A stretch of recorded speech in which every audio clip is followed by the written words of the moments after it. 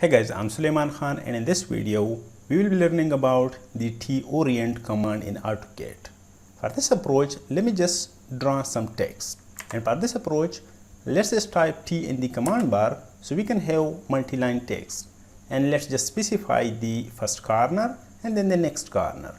Let's just type some text. Let's say engineer boy official. Okay, there can be any other text, does not matter.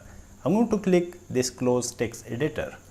Now let's just draw a line without knowing its angle, does not matter. Now let's type TORIENT, and this is actually the text orientation, does not matter. Okay, let's just click this guy, text orient. Now let's just select the object, which is actually this text, and press enter. Now the absolute rotation angle, I'm going to click 2 points, or just specify 2 points along the line.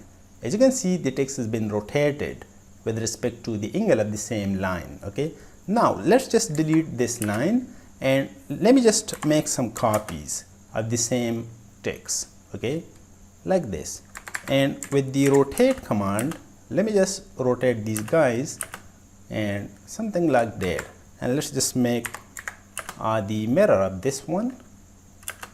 Okay, and I'm going to delete the previous one. Let's just move this guy.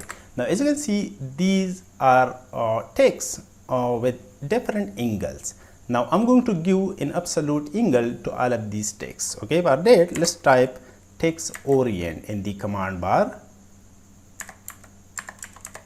and then press enter.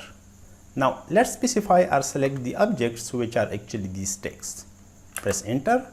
Now the absolute rotation angle, for this approach let's say 0 degrees, and then press enter.